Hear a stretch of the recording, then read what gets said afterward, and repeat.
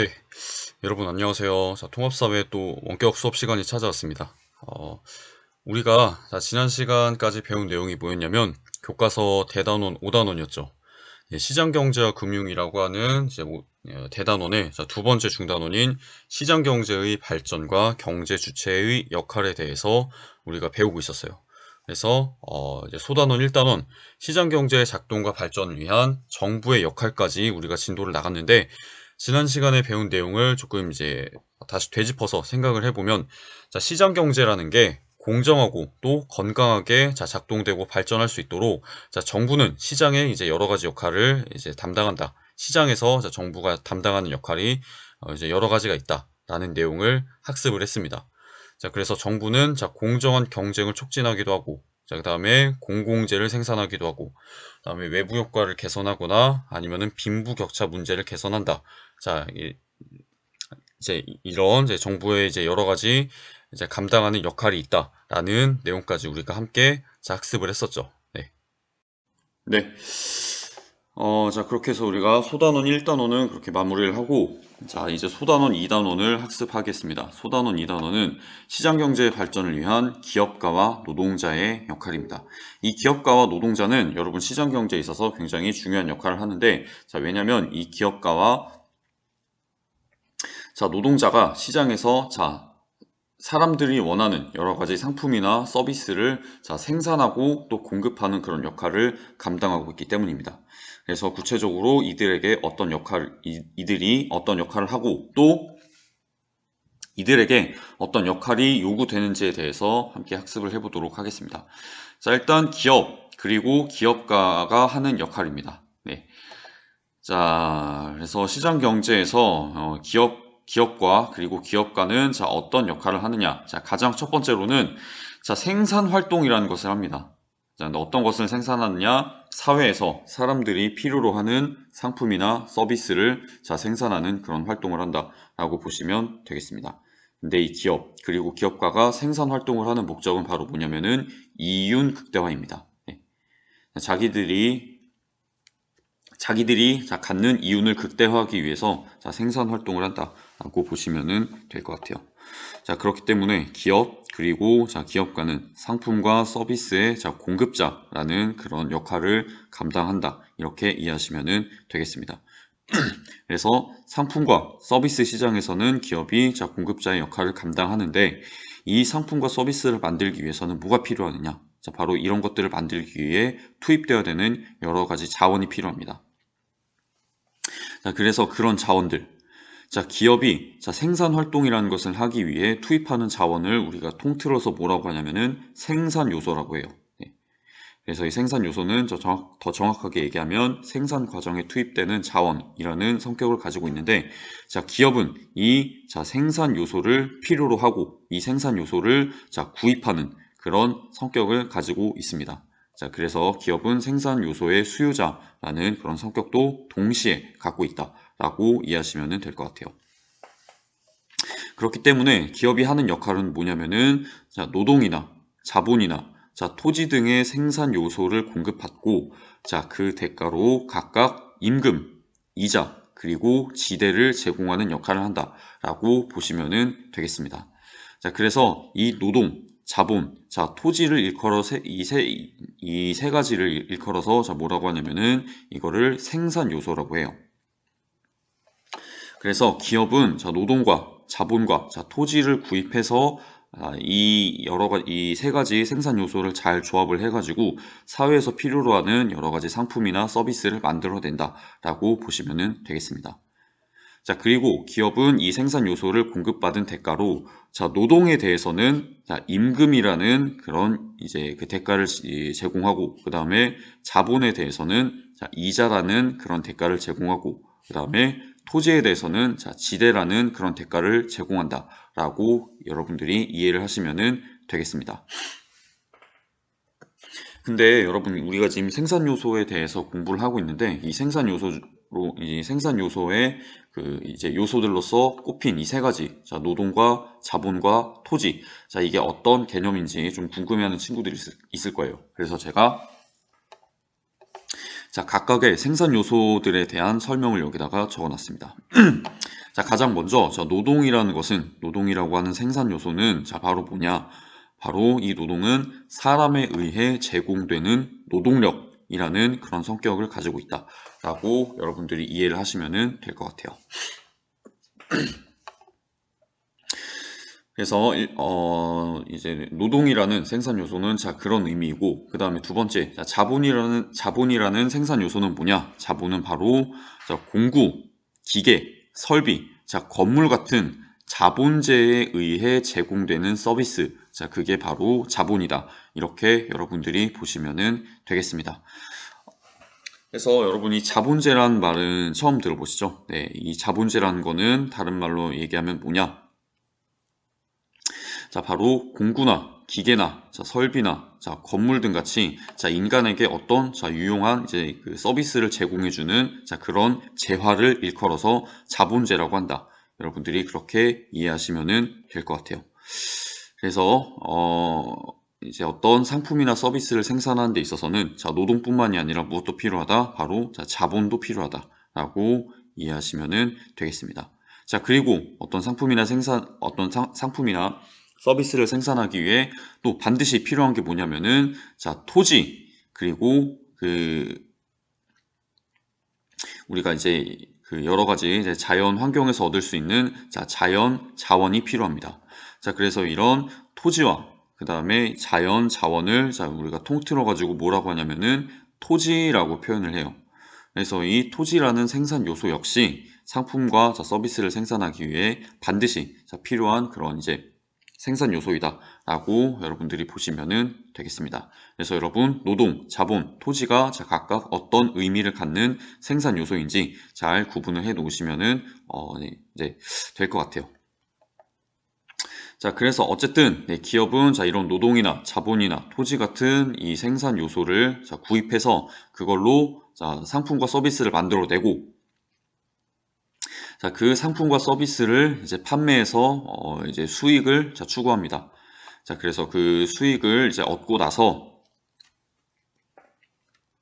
이제 기업들은 이제 생산 요소를 사용한 대가로 노동이라는 생산 요소에 대해서는 임금을 지급하고, 그다음에 자본이라는 생산 요소에 대해서는 이자를 지급하고, 토지라는 생산 요소에 대해서는 지대를 제공한다라고 이해를 하시면 될 것 같아요. 그래서 정리해서 얘기하자면 기업은 상품과 서비스 시장의 공급자이자 동시에 이런 상품과 서비스를 만들기 위해 필요한 생산 요소 시장에서는 수요자의 역할을 감당한다 라고 하는 이제 이중적인 그런 성격을 가지고 있다 라고 보시면 되겠습니다. 그래서 우리가 다른 교과서나 뭐 참고서 같은 걸 보면은 이 상품 대신 이제 재화라는 용어를 사용하기도 하는데, 이 상품이나 재화라는 용어는 대동소이한 용어입니다. 이제 같은 그 의미로 사용되는 용어이기 때문에 여러분이 그냥 같은 이제 뜻을 가지고 있다 이렇게 이해하시면 될 것 같아요. 그래서 기업은 그런 역할을 감당한다 라고 여러분들이 그렇게 정리를 하시면 되겠습니다. 그래서 기업은 일반적으로 상품과 서비스를 생산해서 공급하는 역할을 함과 동시에 생산 요소라는 것을 구입해서 사용하는 역할도 한다 라고 우리가 생각을 해볼 수가 있을 것 같아요. 그래가지고 기업, 그리고 기업가의 역할에 대해 우리가 이제 함께 학습을 해봤고, 그러면 사회에서 요구되는 기업과 또 기업가의 책임에는 어떤 것들이 있는지 함께 살펴보도록 하겠습니다. 첫 번째 내용은 뭐냐면은 바로 이제 기업이 이제 그 생산 활동을 하고 이윤을 이제 추구하는 그런 이제 기업 활동을 통해서 이제 기업 활동을 통해서 이제 경제에 참여할 때 바로 윤리를 지키고 건전하게 이윤을 추구할 것이라는 책임이 요구된다라고 보시면 되겠습니다. 기업 활동에서 윤리를 지키고 건전하게 이윤을 추구할 것이라는 책임이 요구되는데, 다른 말로 얘기하면 이건 뭐냐? 바로 기업 활동을 할 때 법을 준수해야 한다라는 내용이에요. 너무 당연하죠. 그렇죠? 법을 준수하지 않고 기업 활동을 하다 보면은 결국에는 사회 질서가 무너져 내릴 수 있는, 그로 인해서 시장 질서도 무너져 내릴 수 있는 위험이 있기 때문에 법을 준수하는 기업 활동이 반드시 요구된다 라고 이해를 하시면 되겠습니다. 자, 그 다음에 기업, 그리고 기업가의 책임으로 이제 요구되는 두 번째는 뭐가 있냐면은 바로 노동자의 권리를 존중하고 노동자에 대한 의무를 이행할 것이라는 그런 내용입니다. 그래서 이 기업이라는 것은 기업가만으로 이제 운영되지 않고 반드시 기업가와 노동자의 그런 이제 협력 체계로 운영되기 때문에 이 기업을 이제 기업을 운영하는 데 있어서 기업가와 노동자의 화합, 협력 이런 것들이 굉장히 중요하다라고 볼 수가 있겠습니다. 그렇기 때문에 기업은 이 기업을 구성하고 있는 노동자들의 권리를 존중하고 그 다음에 노동자에 대한 여러 가지 의무를 충실하게 이행해야 한다라고 여러분들이 이해를 하시면 될 것 같아요. 그래서 법으로도 이런 노동자의 권리 또 노동자에 대한 의무를 보장을 해주고 있는데 그 법을 일컬어서 뭐라고 하냐면은 바로 우리가 그 법을 근로기준법이라고 합니다. 네. 자, 그래서 우리가 이제 근로기준법이라고 하는 법에 바로 노동자의 권리 그리고 이제 기업이 가지고 있는 노동자에 대한 의무에 대한 내용들이 명확하게 명시가 되어 있다. 이렇게 이해를 하시면 되겠습니다. 그래서 어쨌든 노동자를 존중하고 노동자에 대한 의무를 이행할 것이라는 책임이 요구되고 그 다음에 세 번째 기업 그리고 기업가에게 요구되는 책임은 뭐가 있느냐 바로 정당하고 합법적으로 생산한 제품을 판매할 것이라는 책임이 요구되고 있습니다. 네, 당연하겠죠. 그렇죠? 기업이 어떤 상품이나 서비스를 생산하는 데 있어서는 그 생산 과정에서 이제 법적인 그런 요소들을 지키고 그 다음에 이제 기업으로서 마땅히 이제 지켜야 되는 그런 이제 기업 윤리 그런 것들을 지키면서 이제 상품과 서비스를 생산하고 판매해야 된다라고 여러분들이 이해를 하시면 되겠습니다. 그래서 이거는 너무 당연한 내용이니까 이거는 당연히 기업들이 지켜야 되는 거 아니야? 라고 생각을 할 수 있겠는데 우리가 우리 주변을 둘러보면은 이렇게 정당하고 합법적인 과정으로 생산되지 않은 그런 제품들도 존재를 합니다. 그래서 우리가 이런 좀 잘못된 그런 과정을 통해 생산된 제품들에는 어떤 것들이 있는지 뉴스를 통해서 하나 예시를 살펴볼 거예요. 근데 이거는 우리나라 뉴스는 아니고 네, 여러분 중국이라는 나라에서 이제 굉장히 이제 화제가 된 뉴스인데 이 뉴스를 한번 보시고 저랑 같이 또 수업 내용을 또 나가보도록 할게요. SNS와 인터넷 검색어를 통해 오늘 하루 관심사와 솔직한 반응을 알아보는 오클릭 시간입니다. 중국에서 시장에서 산 오징어를 뜨거운 물에 넣었더니 오징어가 형체도 없이 녹아버리는 영상이 공개됐습니다. 오클릭 첫 번째 검색어는 가짜 오징어 논란입니다. 중국 쓰촨성에 사는 이 여성은 최근 황당한 경험을 했습니다. 음식을 하려고 시장에서 산 오징어를 끓는 물에 데쳤더니 오징어가 액체로 변해버린 겁니다. 놀란 여성은 다음날 같은 시장에서 또 한 번 오징어를 사서 데쳐봤는데 결과는 똑같았습니다. 오징어는 뜨거운 물에 넣고 5분이 지나면 흐물흐물해지면서 물은 하얗게 변했고 8분쯤 되면 완전히 녹아서 사라져 버렸습니다. 중국에선 이전에도 젤라틴으로 만든 달걀, 종이를 넣은 만두 등 가짜 식품들이 논란이 됐었는데요. 이번에도 접착제로 붙여서 만든 가짜 오징어가 아니냐면서 현지인들을 분노하고 있습니다. 하지만 한 중국인 교수는 냉동과 해동을 반복하는 과정에서 생긴 문제라며 가짜 오징어라고 단정 지을 순 없다고 주장하기도 했는데요. 당국은 정확하게 조사를 하기 위해서 시료를 채취했다고 합니다. 누리꾼들은 이건 뭐 오징어의 신비도 아니고 참 황당하다. 저게 정말 만든 거라면 가짜 식품에 대한 장인정신이네요. 라는 반응을 보였습니다.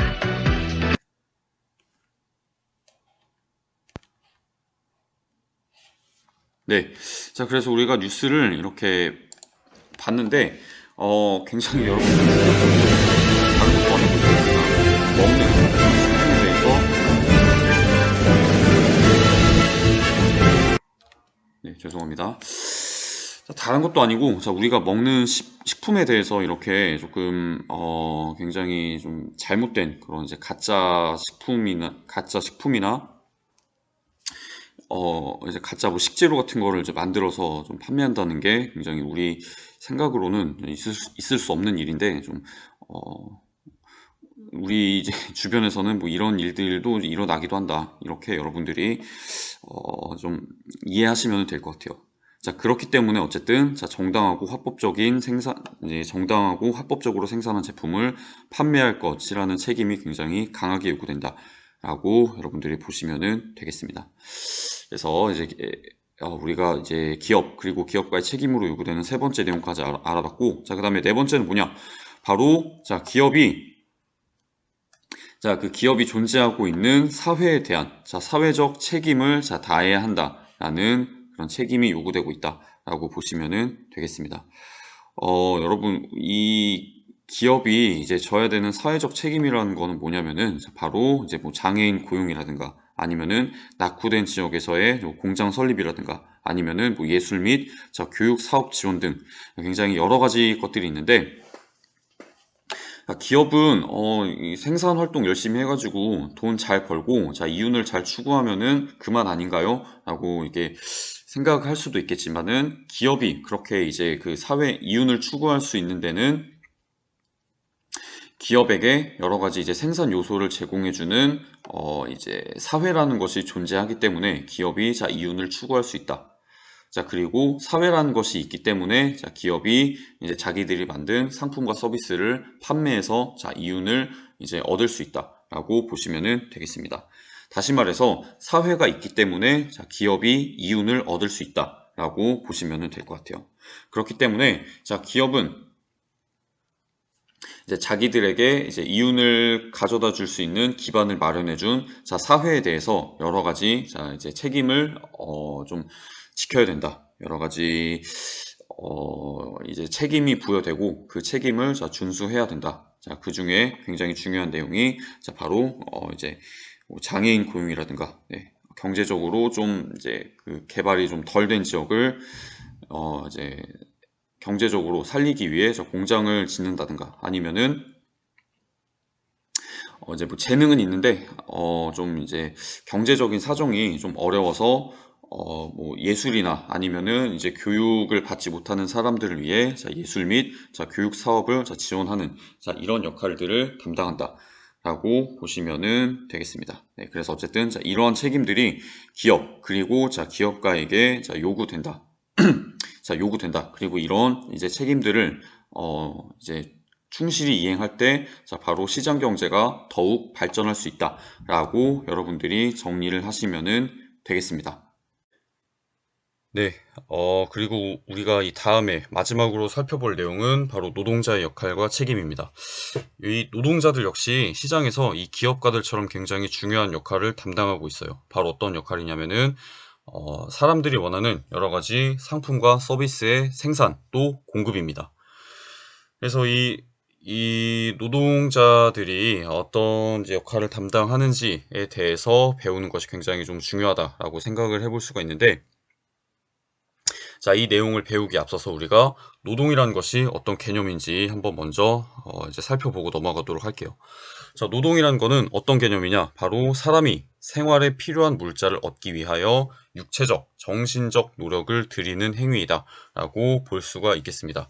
그래서 여러분들이 뭐 노동이라는 단어 하면은 흔히 떠올리시는 뭐 그런 육체 노동도 역시 노동에 포함되고, 아니면은 이제 뭐 대학교나 연구소에서 이제 거기 소속된 이제 뭐 교수님들이나 아니면 연구원들이 하는 그런 이제 학문적인 그런 연구도 우리가 노동이라고 볼 수 있고, 아니면은 뭐 일반적인 기업에서 이제 그 사람들이 이제 그 기업의 직원들이 하는 그런 일반적인 그런 사무 업무, 그런 것도 우리가 노동이라고 볼 수 있고, 뭐 아니면은 이제 뭐 여러분들이 나중에 졸업해서 미술 작품을 만든다든지 아니면 오케스트라에 이제 들어가서 공연을 한다든지 아니면은 뭐 무용단이나 아니면 뭐 이제 연극단 뭐 이런 데 극단 이런 데 들어가서 공연을 하는 것 역시 모두 다 노동이다라고 우리가 생각을 해볼 수가 있어요. 자, 그렇기 때문에 노동은 이제 한 번 더 정리하면은 뭐라고 할 수 있느냐? 사람이 살아가기 위해서 반드시 해야 되는 행위라고 정리를 할 수가 있겠습니다. 자, 그렇기 때문에 노동이라는 거는 또 어떤 의미를 가지고 있냐면 임금 소득의 원천이자 자신의 잠재력을 실현하는 방법이다 라는 의미를 가지고 있습니다. 네. 그래서 사람은 노동을 통해서 생활에 필요한 것을 이제 생활에 필요한 것을 만들어내고 또 노동이라는 것을 통해서 이제 생활을 꾸려 나갈 수 있는 그런 이제 경제적인 임금을 얻게 된다라고 보시면은 될 것 같아요. 또 그리고 노동이라는 것을 통해서 자신의 능력을 실현하고 또 자신의 능력을 발전시키고 또 자신의 잠재력을 실현하면서 더 나아가서는 자신의 자아를 이제 사회에서 자신의 자아를 이제 실현하게 된다라고 여러분들이 보시면은 되겠습니다. 그렇기 때문에 노동자는 기업에 노동을 제공한 대가로 임금을 받아 경제 생활을 한다라고 여러분들이 이해를 하시면은 될 것 같아요. 그래서 제가 아까 전에 기업 그리고 기업가의 역할에 대해서 설명하면서 기업은 뭐라고 했냐면은 생산 요소의 수요자라고 했죠. 그래서 기업은 노동이라는 것을 공급받고 그 대가로 노동이라는 이 생산 요소에 대해서 임금을 제공한다라는 얘기를 했어요. 그래서 이제 그 이야기와 일맥상통하는 내용이 여기에 나와 있다라고 보시면은 되겠습니다. 네.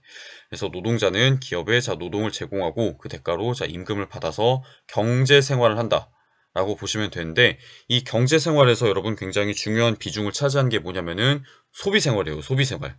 네. 그렇기 때문에 이 노동자들의 경제 생활에서 소비 생활이 굉장히 중요한 역할을 차지하기 때문에 다시 정리하자면은 노동자는 뭐라고 할 수 있냐면 소비자라고 할 수가 있는 겁니다. 예. 그래서 뭐 노동자라는 말과 이제 근로자라는 말을 이제 같은 의미로 사용하고 있는데, 여러분 뭐 노동자 이퀄 근로자다라고 여러분들이 보시면 되겠습니다. 어쨌든 네, 그런 이제 노동자는 이제 경제 생활을 이제 하고 그 경제 생활을 하면서 소비 생활이라는 것을 굉장히 이제 많이 하기 때문에 노동자는 곧 소비자다라고 보시면은 될 것 같아요. 그리고 이 노동자들을 고용하는 기업은 사회에 필요한 여러 가지 일자리를 창출하는 그런 역할도 담당한다라고 여러분들이 보시면은 되겠습니다. 그래서 제가 이 기업이 이제 일자리를 창출하는 그런 역할을 담당한다라는 얘기는 이제 앞에서는 이제 하지 않았던 내용인데, 여러분이 이 내용도 잘 기억을 해 놓으시면은 좋을 것 같아요. 네. 기업이 담당하는 역할 중에는 사회에 필요한 여러 가지 일자리를 창출하는, 일자리를 만들어내는 그런 역할도 존재한다. 그것이 바로 기업의 역할로서 존재한다라고 여러분들이 이해를 하시면은 되겠습니다. 네.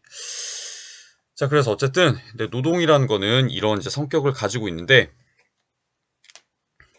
우리가 이제 그렇기 때문에 사회에서 거의 대다수의 사람들이 이제 기업에 이제 고용돼 가지고 노동자로서 살아가고 있다라고 볼 수가 있어요.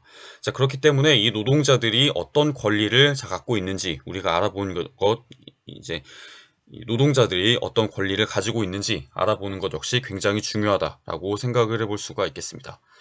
그래서 우리 사회에서 노동자들은 어떤 권리를 가지고 있느냐? 첫 번째, 바로 인간다운 삶을 누릴 권리를 가지고 있습니다. 그래서 과거 사회에서는 이제 노동자들이 좀 인간으로 대접받지 못하고 좀 기계, 부품, 약간 이런 대우를 굉장히 많이 받았었는데, 사회가 발전되고 좀 인권 개념이 발전되면서 노동자들의 권리 역시 점점점 향상이 돼서 노동자들도 인간다운 삶을 누릴 권리를 보장받게 되었다라고 보시면은 되겠습니다.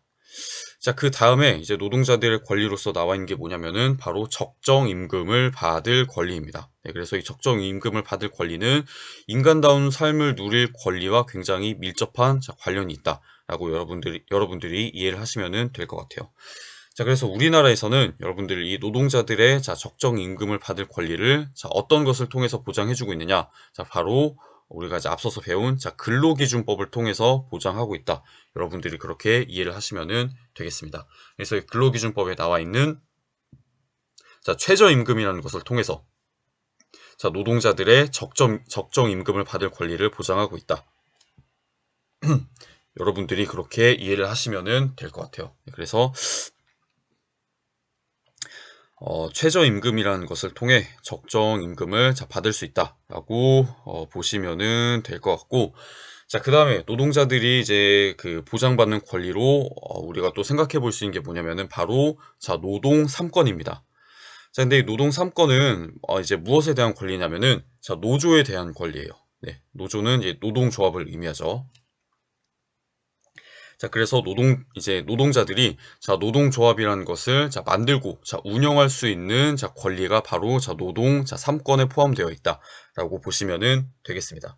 자, 그래서 이 노동 3권은 크게 단결권과 그다음에 단체 교섭권, 그다음에 단체 행동권이라고 하는 세 가지 요소로 구성되는데, 이 세 가지 권리가 각각 어떤 의미를 가지고 있는지 이거는 교과서에도 나와 있는데 교과서가 없는 친구들이 있을까봐 제가 여기다가 설명을 여기 제시를 해놨어요.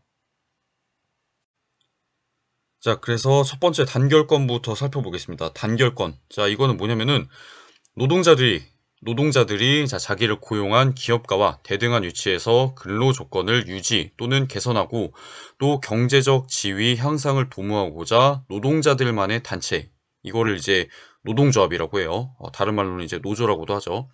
그래서 이런 노동조합을 만들 수 있는 권리, 그게 바로 단결권이다라고 보시면 되겠습니다. 그래서 우리가 노동 현장에서 여러분 노동자 한 사람 한 사람은 기업가와 대등한 위치에 있다라고 보기가 어렵습니다. 그렇죠?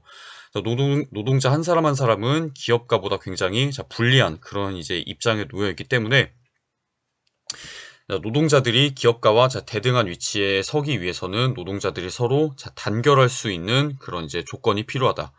그런 조건을 마련해 주기 위해 노동자들에게 보장된 권리가 단결권이다 라고 여러분들이 알아놓으시면 되겠습니다. 그래서 쉽게 말해서 노동조합을 만들 수 있는 권리, 그게 바로 단결권이다. 이렇게 여러분들이 보시면 될 것 같아요. 자, 그 다음에 노동 3권의 두 번째 내용, 단체 교섭권은 뭐냐면은 이 노동조합이라는 것을 노동자들이 만들어서 이 노동조합을 통해 기업가와 여러 가지 근로 조건에 관해서 교섭하고 협약을 체결할 수 있는 권리, 그거를 단체 교섭권이라고 한다. 여러분들이 그렇게 보시면 되겠습니다. 그래서 노동자들의 단체, 노조라는 것을 조직해서 이 노조를 통해서 기업가와 교섭할 수 있는 권리가 바로 단체 교섭권이다. 그래서 이 단체 교섭권을 통해서 노동조합은 기업가들과 뭐 임금이라든가 아니면은 이제 노동 시간, 이제 뭐 근로 시간이라고 하는 게 좀 더 자연스럽겠네요. 이제 뭐 근로 시간이라든가 아니면은 근로 환경, 작업장의 안전, 이런 것들에 대해서 교섭하고 협약을 체결할 수 있다. 네, 그래서 이런 권리들이 이제 바로 단체 교섭권에 의해서 부여가 된다라고 여러분들이 보시면 되겠습니다. 자, 근데 이 단체 교섭이라는 것이 잘 이렇게 타결이 될 때도 있지만은 결렬이 될 때가 있어요. 그래서 이제 노동조합과 기업가들이 이제 여러 가지 근로 조건에 대해서 교섭을 할 때 그 교섭이 성공할 때도 있지만 그 교섭이 깨져버릴 때도 있다라고 보시면 되겠습니다. 자, 그러면 이 교섭이 깨져버렸을 때는 노동조합이 어떤 것을 할 수 있느냐? 바로 단체 행동권이라고 하는 그런 권리에 의해서 파업 등의 방법으로 기업가에게 대항할 수 있다라고 보시면 되겠습니다. 자, 그래서 그 노동 3권의 세 번째 내용인 단체 행동권은 뭐냐? 바로 노동쟁의가 발생했을 때 이 노동쟁의라는 건 뭐냐면은 여러 가지 이제 근로 조건에 관해서 이제 노동조합과 기업가 간에 의견 충돌이 발생하는 것, 그것을 노동쟁의다라고 여러분들이 보시면 될 것 같아요. 자, 그래서 이런 노동쟁의가 발생을 했을 때 파업 등의 방법으로 기업가에게 대항할 수 있는 권리가 바로 단체 행동권이다라고 여러분들이 보시면 되겠습니다. 네, 그래서 노동조합이라는 것을 만드는 단결권, 그리고 그 노동조합을 통해서 기업가와 대등한 입장에서 교섭할 수 있는 단체 교섭권. 그리고 이 교섭이라는 것이 깨졌을 경우에 그렇게 해서 노동조합과 기업가들 사이에 근로 조건에 대해서 이제 노동쟁의가 발생을 했을 때 파업 등의 방법으로 기업가에게 대항할 수 있는 단체 행동권이라는 것이 바로 노동 3권으로서 우리가 이제 노동자들에게 주어져 있다라고 여러분들이 이해를 하시면 되겠습니다. 그래서 이 노동 3권은 여러분 우리 이제 법률상에도 다 이렇게 명시가 되어 있는 그런 내용들이기 때문에 여러분들이 반드시 잘 알아놓고 넘어가시면 좋을 것 같아요. 그래서 노동자들의 권리로서 또 이제 노동 3권이라는 게 명시되어 있다. 이렇게 정리를 하시면 되겠습니다. 그리고 여러분, 우리가 노동자의 권리로서 또 하나 생각해 볼 수 있는 내용이 뭐냐면은, 자, 바로 청소년 노동에 대한 권리입니다. 예, 그래서 요즘에는 청소년들이 옛날처럼 이제 뭐 생계를 위해서 이렇게 노동을 하는 그런 케이스는 많이 줄어들었는데, 좀 여러 가지 이제 뭐 취미 생활이나 아니면은 이제 그 자기가 사고 싶은 것, 그런 것을 이제 사기 위해서 아르바이트라는 형식으로 이제 그 경제 활동에 참여하는 그런 일이 굉장히 이제 많이 늘어났다라고 볼 수가 있어요.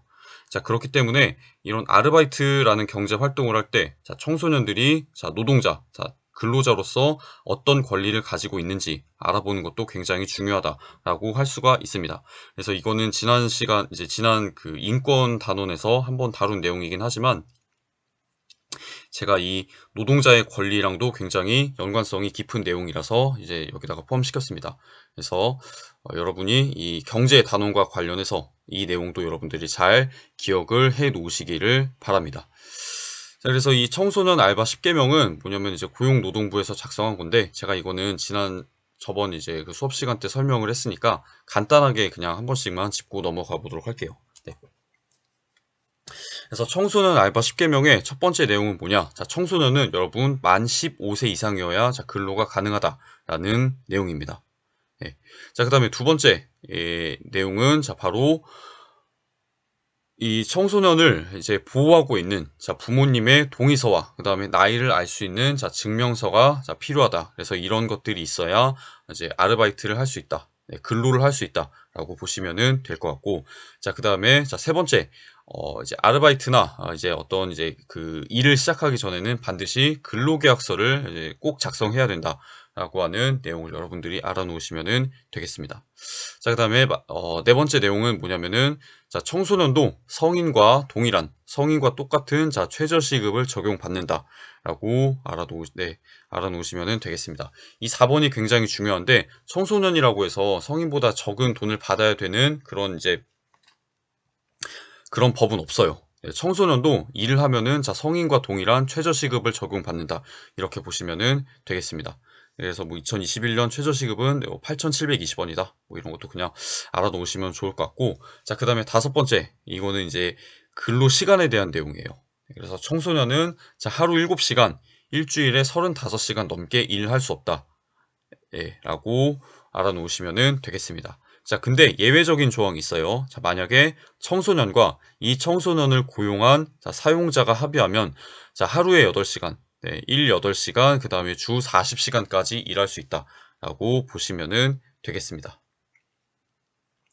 자, 그 다음에 6번은 뭐냐면, 네, 청소년이 자, 휴일에 일하거나 아니면은 초과 근무를 했을 때는 50%의 가산 임금을 받을 수 있다라고 여러분들이 이해를 하시면은 될 것 같아요. 그래서 뭐 예를 들어서 자, 내가 시급이 이제 그 10,000원으로 정해졌는데, 내가 1시간 정도 이제 초과 근무를 하게 됐다. 원래 이제 계약했던 그런 이제 그 근로 시간에서 좀 더 이제 오버해가지고 1시간 정도 이제 초과 근무를 하게 됐다라고 했을 때는, 자, 그 1시간에 대해서는 자, 얼마의 임금을 받느냐? 자, 바로 시급 10,000원에다가 이 시급 10,000원의 50%, 5,000원의 자, 가산 임금을 적용받아서 자, 15,000원의 자, 이 임금을 적용받게 된다라고 여러분들이 알아놓으시면 되겠습니다. 네. 자, 그래서 휴일에 일하거나 초과 근무를 했을 때는 자, 50%의 가산 임금을 받을 수 있다라고 여러분들이 이해를 하시면 될 것 같고, 자, 그 다음에 7번입니다. 7번. 네, 7번은 뭐냐면은, 자, 일주일을 개근하고, 그 다음에 15시간 이상 일을 하면 하루에 유급 휴일을 받을 수 있다라는 내용입니다. 네. 자, 유급 휴일은 뭐냐면은 급여를 받는 휴일이에요. 네, 그래서 일주일 동안 개근하고, 그 다음에 자, 15시간 이상 일을 하면은 하루에 유급 휴일을 받을 수 있다. 라는 내용도 알아놓으시면 되고, 자, 그 다음에 8번입니다. 8번. 자, 일을 하다가 다치게 되면은, 자, 산재보험이라는 것을 통해서, 자, 치료와 보상을 받을 수 있다. 라고 여러분들이 보시면 될 것 같아요. 그래서 산재보험이라는 건 뭐냐면은, 산업재해보험입니다. 그래서 이 산업재해보험이라는 거는, 그 청소년들을 고용하는, 자, 사용자가, 이제 가입해서 전액 부담하는, 자, 그런 보험인데, 이 산재보험에 대해서는 사용자가 전액 부담하고 노동자의 부담은 이제 없다. 라고 하는 점을 여러분들이 기억을 해 놓으셨으면 좋을 것 같아요. 그래서 산재보험에 대한 내용도 잘 기억을 해 놓으시고, 자, 그 다음에 9번입니다. 9번. 자, 9번은 뭐냐? 자, 청소년은 자, 위험한 일이나 유해 업종의 일은 할 수 없다 라고 되어 있는데, 대표적인 사례로는 자, PC방에서 하는 일이라든가, 네, 아니면은 주점에서 하는 일이라든가, 아니면은 이제 좀 사람의 신체에 좀 해로울 수 있는 자, 유해 화학 물질 관련 영업, 자, 이런 것들은 자, 청소년들이 이제 할 수 없다 라고 여러분들이 이해를 하시면 되겠습니다.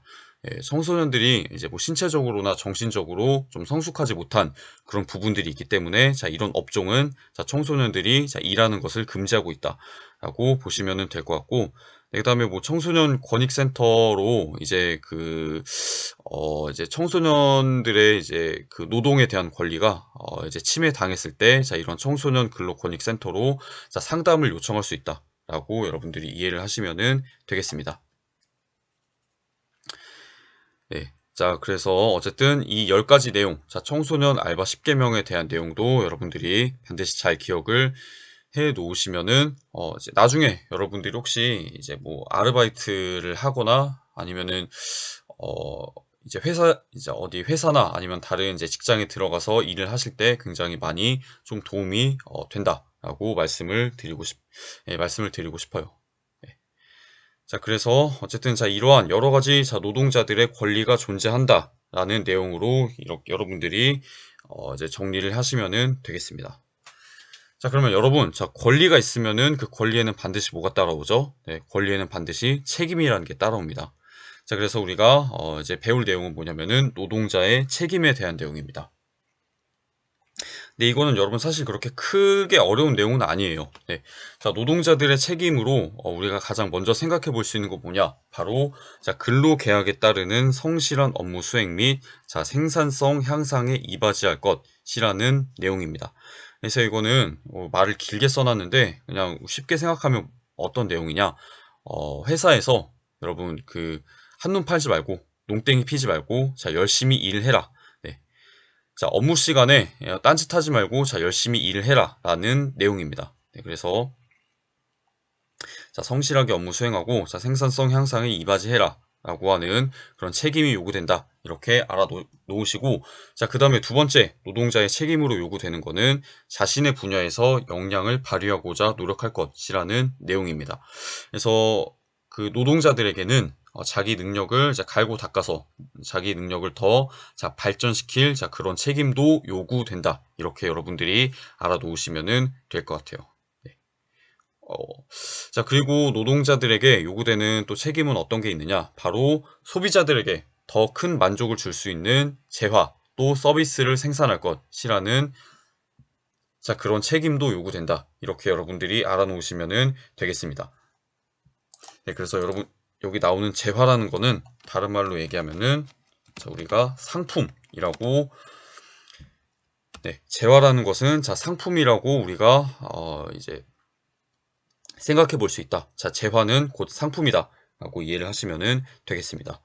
자, 어쨌든 이제 노동자들에게는 자, 소비자들에게 더 큰 만족을 줄 수 있는 자, 이런 여러 가지 상품이나 서비스를 생산할 것이라는 책임이 요구되는데, 이 책임은 여러분 노동자들만의 책임은 아닙니다. 네. 자, 기업가들에게도 요구되는 그런 책임이다 라고 여러분들이 보시면 될 것 같아요. 자, 그래서 기업가들이 이런 소비자들에게 더 큰 만족을 줄 수 있는 재화, 자, 그리고 자, 서비스를 생산하기 위해 요구되는 덕목이 뭐냐? 바로 기업가 정신이다 라고 보시면 되겠습니다. 그래서 기업가들은 자, 기업가 정신을 발휘해야 된다 라고 하는 그런 책임이 또 요구된다. 이렇게 이해를 하시면 될 것 같아요. 자, 근데 기업가 정신은 여러분 처음 들어보시는 그런 개념이죠. 네. 자, 이 기업가 정신이란 거는 뭐냐면, 네. 자, 바로 사회에서 굉장히 어떤 그런 기업을 운영하는 데 있어서 늘 도전이라는 것을 피하지 않고 늘 새로운 도전을 하면서 이제 자신이 해 나가는 일에 대해서 늘 혁신을 하는, 그리고 새로운 시장, 자, 새로운 고객, 또 새로운 자, 상품을 개발하기 위해서 늘 자, 도전하는 자세. 자, 그것을 우리가 기업가 정신이다 라고 할 수가 있겠습니다. 그래서 이 기업가 정신에 있어서는 굉장히 많은 이제 여러 가지 요소들이 있는데, 자, 그 기업가 정신의 요소들에 대해서 우리가 한번 살펴보고 넘어가 보도록 할게요. 네. 그래서 우리가 기업가 정신의 요소로 꼽아볼 수 있는 거는 어떤 것들이 있느냐? 자, 첫 번째, 자기 주도형 삶의 자세를 지닌다 라는 요소가 있습니다. 그래서 자, 기업가들이 기업가 정신을 지닌다는 거는 어떤 의미냐? 자, 다른 사람 또 자, 다른 기업에 자, 끌려다니는 게 아니라 자, 자기가 자, 시장을 이끌어 나가고 자기가 자, 기업을 주도적으로 이끌어 나가려고 하는 그런 자세를 가지는 것. 자, 그게 바로 기업가 정신이다 라고 여러분들이 보시면 되겠습니다. 자, 그 다음에 두 번째 기업가 정신의 요소로 꼽아볼 수 있는 것은 자, 기회를 자, 발견하고 포착하는 자, 그런 이제 그런 능력을 지니는 것도 자, 기업가 정신의 요소로서 우리가 꼽아볼 수 있고, 자, 그 다음에 세 번째로 나오는 내용은 이게 굉장히 기업가 정신에 있어서 좀 중요한 요소인데, 자, 바로 불확실하고 자, 한정된 자원에서도 자, 혁신적으로 도전한다라는 내용입니다. 자, 그래서 어떤 한 가지 상품이나 서비스에 만족하지 않고 자, 그 상품이나 서비스의 품질을 더 향상시키고 또는 전혀 다른 전혀 자, 새로운 그런 상품이나 서비스를 만들어내서 자, 소비자들에게 더 큰 만족감을 줄 수 있도록 자, 노력하고 자, 도전하는 그런 자세가 필요하다. 자, 그런 것들이 바로 자, 기업가 정신이다 라고 여러분들이 알아놓으시면 되겠습니다. 그래서 뭐 이런 기업가 정신을 발휘해서 굉장히 혁신이라는 것을 일궈낸 사례들이 굉장히 많죠. 대표적으로 우리가 생각해 볼 수 있는 게 지금은 이제 그 사망했지만 이제 아이폰이라는 것을 만들어낸 자, 뭐 스티브 잡스 같은 사람이라든가 아니면은 이제 요즘에는 많이 좀 옛날에 비해서 많이 좀 사용하지는 않는 것 같지만, 네, 페이스북이라는 것을 만들어내가지고 사람들이 자, 서로 이제 의사소통할 수 있는 그런 굉장히 혁신적인 자, 그런 시스템을 만들어낸 뭐 마크 주커버그 같은 사람들. 자, 이런 사람들이 이런 이제 불확실하고 한정된 그런 자원을 가지고서도 자, 혁신적으로 도전한 대표적인 그런 그런 사례를 보인 자, 그런 사람들이다라고 우리가 생각을 해볼 수가 있을 것 같아요. 자, 그래서 어쨌든 이런 자, 혁신적으로 도전하는 자세 역시 기업가 정신에 있어서 굉장히 중요한 요소이다라고 보시면 되겠습니다. 자, 그리고 보면은 이제 기업가 정신의 요소로서 꼽히는 것은 자, 위험을 자, 체계적으로 관리하는 것. 자, 그것도 우리가 생각을 해볼 수 있고, 그 다음에 자, 공유 가치라는 것을 창출한다 라는 것도 우리가 기업가 정신의 요소로서 꼽아볼 수 있다라고 보시면 되겠습니다. 그래서 이 공유 가치라는 것도 여러분이 좀 들어보지 못하셨을 그런 개념인데, 이 공유 가치라는 건 뭐냐면은 자, 경제적 가치와 자, 사회적 가치를 동시에 창출하는 것을 의미하는 그런 개념입니다. 그래서 기업을 운영하는 데 있어서 자, 경제적 가치만을 창출하는 것이 아니라 자, 사회적 가치도 동시에 창출할 때 자, 비로소 공유 가치가 창출된다라고 여러분들이 보시면 될 것 같아요. 그래서 뭐 예를 들어서 경제적으로 자, 어떤 기업 활동을 해가지고 경제적으로 자, 이윤을 얻는 동시에 사회적 가치, 예를 들면은 뭐 환경 보호라든가 아니면은 뭐 취약계층 보호, 아니면은 뭐 문화, 예술 이런 이제 분야에서의 발전, 자, 이런 이제 사회적 가치를 자, 동시에 창출할 때 자, 우리가 공유 가치가 창출된다라고 볼 수가 있는 겁니다. 자, 그래서 이런 자, 공유 가치를 창출하는 것 역시 자, 기업가 정신의 요소로서 우리가 자, 이제 생각해 볼 수 있다.